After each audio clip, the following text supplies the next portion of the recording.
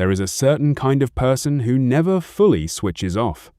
They sit across from you at the dinner table, nodding, laughing, present in every physical way, but somewhere behind their eyes, a quiet machine is running. It is cataloging. It is measuring. The slight tension in your jaw when you said, "Everything is fine."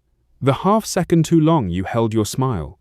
The way your voice dropped, just slightly, when you mentioned his name. Most people would never notice any of that. They noticed all of it. And here is the strange thing they were not trying to. They simply cannot help it. We call these people quiet. We call them observant. We call them intuitive. But what they actually are is something psychology has a very specific name for. They are people whose nervous system never received the instruction to stop scanning the world for meaning. And today, we are going to look deep into what is really happening inside that kind of mind, where it comes from, how it shapes every relationship and every room they walk into, and most importantly, how a person like this can stop being a prisoner of their own perception.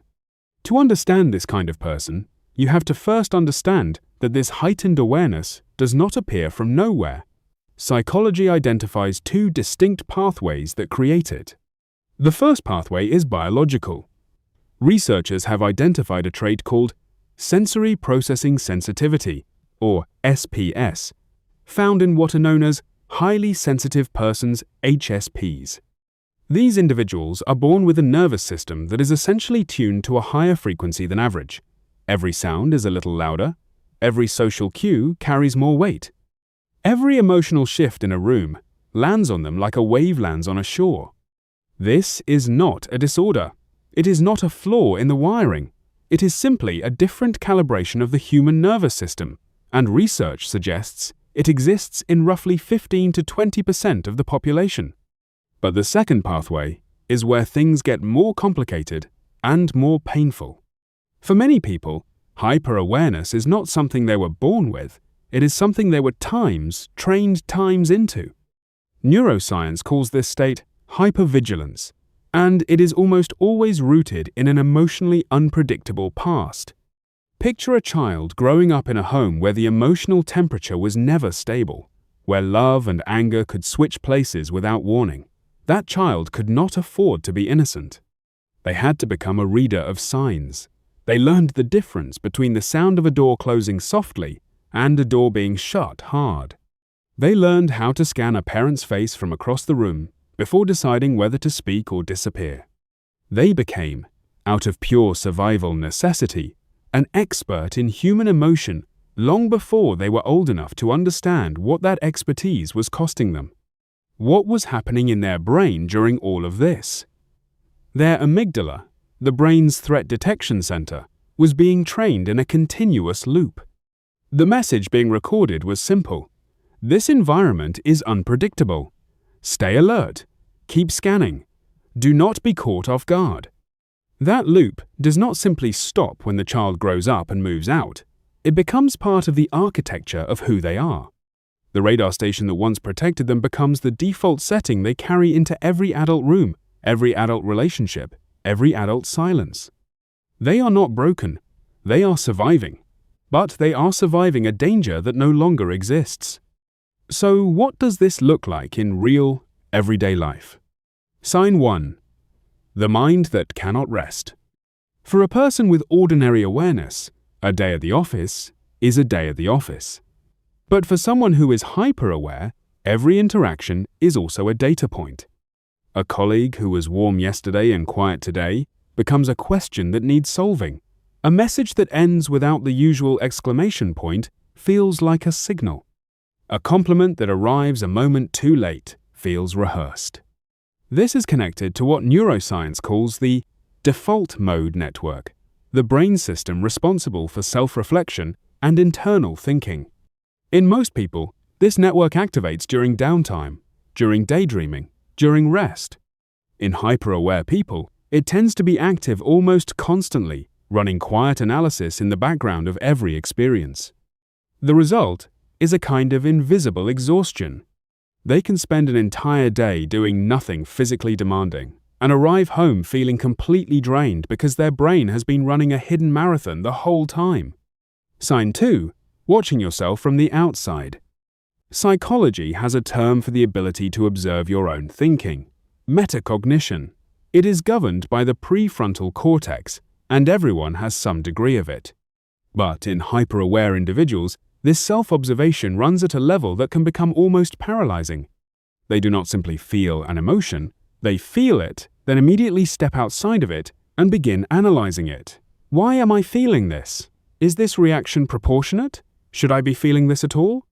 Even moments of joy get caught in this loop. They laugh at something genuinely funny, and within seconds, a part of their mind is quietly asking whether the laugh sounded natural, whether it was too much, whether anyone noticed. It is like trying to dance while simultaneously critiquing your own technique in a mirror. You may never miss a step, but you also never feel the music. Sign 3. The slow disappearance of relational innocence. Deep awareness creates a very specific kind of loss that is difficult to name, but easy to feel. When you can see past the surface of what people say and sense what lies beneath it, you lose the ability to simply take things at face value. A friend offers help, and a quiet question arises about what they might need in return. An apology lands, but something in the delivery feels incomplete, like the words were chosen to end the tension rather than to truly own the harm. Psychology links this to an advanced development of what is called theory of mind, the ability to infer the internal states, motives, and intentions of other people. In high doses, it is not always a gift. It creates a loneliness that is hard to explain to people who do not share it, the experience of being surrounded by others and still feeling like the only person who sees the room clearly. Sign 4. Empathy as absorption. For most people, empathy is something they choose, to extend a conscious act of stepping into another person's experience. For hyper-aware people, it is not a choice. It is a constant state. They walk past a stranger on a bad phone call and carry the weight of that stranger's distress for the next 20 minutes. A friend describes a conflict from months ago, and by the end of the conversation, the pain of that conflict lives in their chest, as if it happened to them. Neuroscience points to the role of mirror neurons here, the neural systems that activate when we witness another person's emotional experience, firing as though we ourselves are having that experience. In hyper-aware individuals, this mirroring effect appears to be amplified. The consequence is that they often become the emotional center of their social world. People are drawn to them because they feel genuinely understood in their presence. But the person providing all of that understanding is quietly becoming a container for everyone else's emotional weight, while very few people think to ask how they are actually doing. Sign 5. When the body becomes the alarm system. Awareness does not stay in the mind. It moves into the body. Science describes a concept called interoception, the brain's ability to sense the internal physical state of the body, processed primarily by the insular cortex. In hyper-aware people, interoception tends to be extremely sensitive. A slightly elevated heart rate after a strong coffee does not read as normal stimulation. It reads as a warning sign. The brain misinterprets a harmless physical sensation as the beginning of a threat response, and the body, following the brain's lead, responds accordingly. The result is a cycle that can become very difficult to break. A physical sensation appears. The brain labels it as danger. Stress hormones like cortisol are released. Those hormones create more intense physical sensations.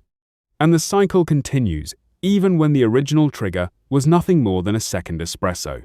When the body and mind are both running continuously at high alert, a person will naturally reach for some way to manage the chaos.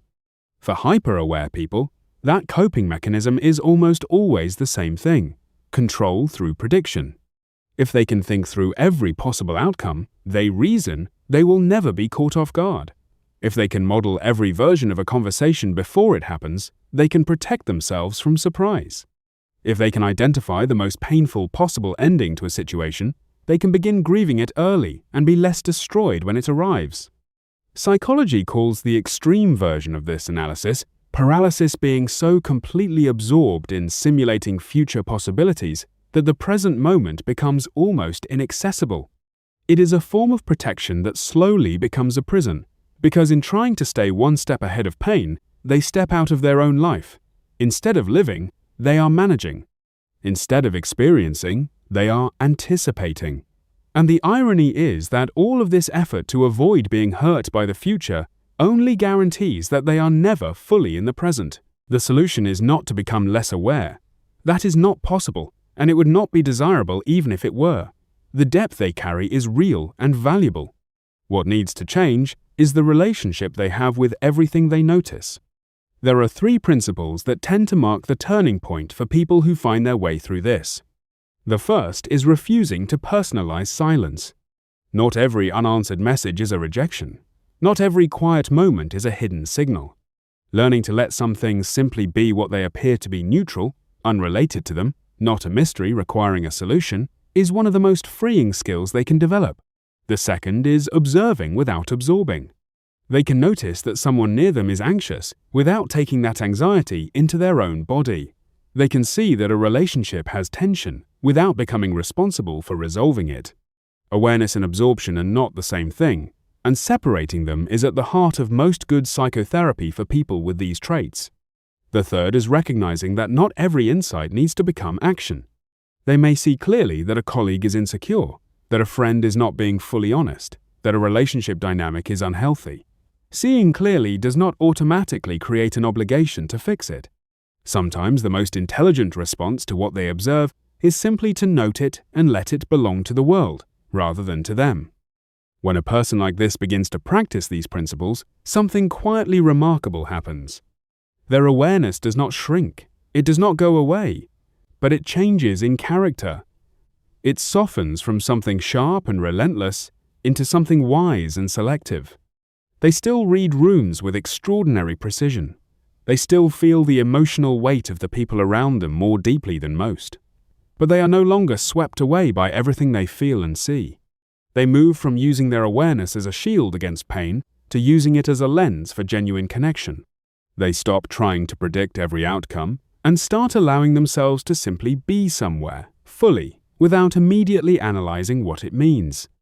The mind that never rests does not suddenly find silence, but it finds something perhaps more valuable than silence. It finds choice, the choice of where to direct its attention, the choice of what to carry and what to set down. And on the days when that choice is made well, they discover that the same depth that once exhausted them is also the very thing that makes them extraordinary as friends, as partners, as listeners, as human beings. The light in their mind does not turn off, but they learn, finally, to adjust its brightness.